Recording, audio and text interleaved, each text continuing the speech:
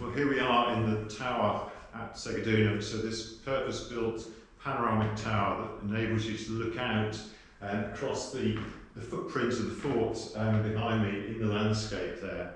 And it's been laid out as we think the fort plan would have been in about 200 AD. And Segedunum is the most excavated fort on Hadrian's Wall, so we know more about this fort than any of the others.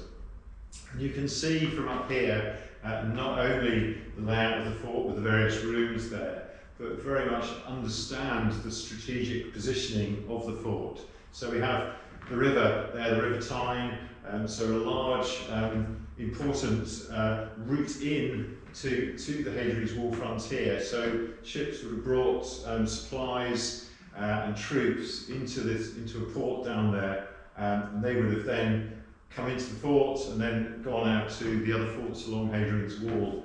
So very much the arrival point for the frontier. And the story at Segedunum is one of kind of landscape change.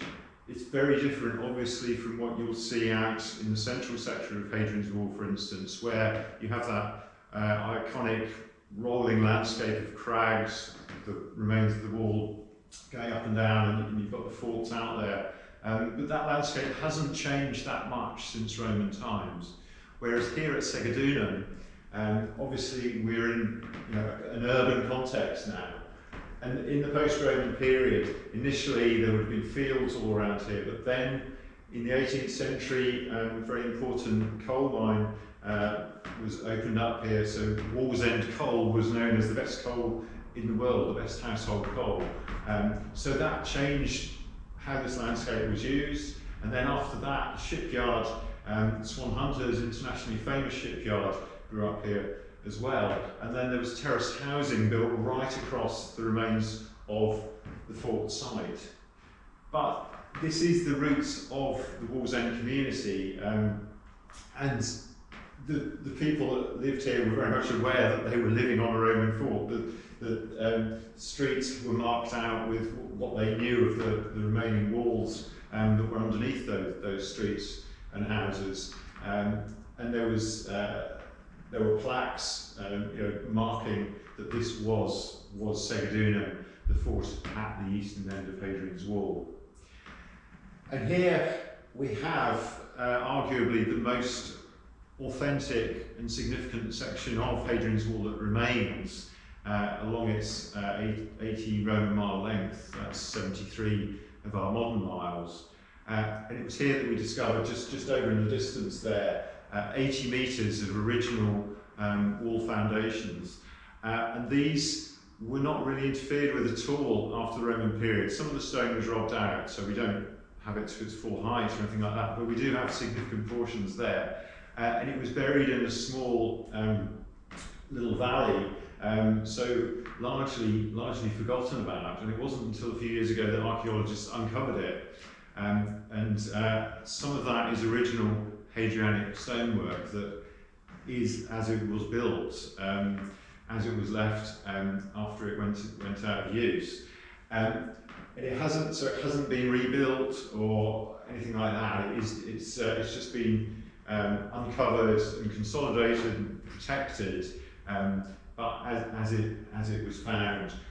And it also tells us a very interesting story that the Romans had an ongoing problem with that section of wall. There's actually the remains there's a Roman culvert that goes under the wall, so it was taking water from a small stream away. And at some point there was a large flood, and this happened on probably several occasions, because we know that the wall collapsed and then was rebuilt using different water each time, so you can actually kind of unpick the story of that wall. So you can see how over the period that the Romans were here, talking about nearly 300 years, so there are a lot of changes went on, and that's just one of the things that they were dealing with. And here at Segedunum as well, it was the place where we found out where the Romans kept their cavalry horses. We didn't know whether they kept them outside, corralled somewhere, if they had a separate stable block, something like that. But it was actually in the fort itself, and they shared the accommodation with the soldiers. there was just a partition wall in the cavalry barrack between the soldiers and their mounts on the other side. And also at Segedunum, we first discovered what are termed as kippy, as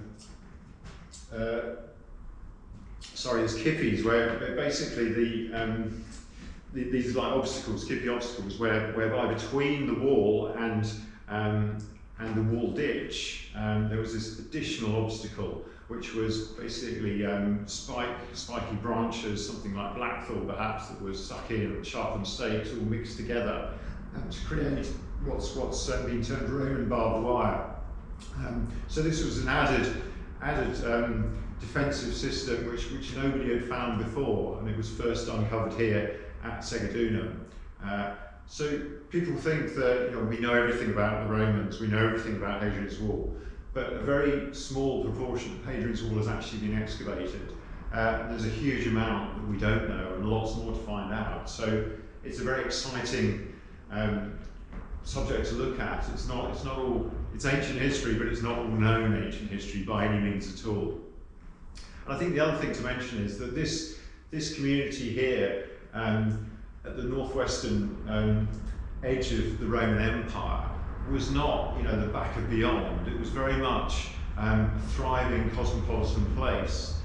This was an exciting place to be in Roman times. Yes, it would have been cold in the winter, but actually there was a lot going on. There was people from all around the empire. There was commerce. There was a huge amount of activity, building, all these kind of things. So it was a real kind of hive of happening in the Roman period, and absolutely not just a wilderness on the edge of barbarian territory. It was a very significant place.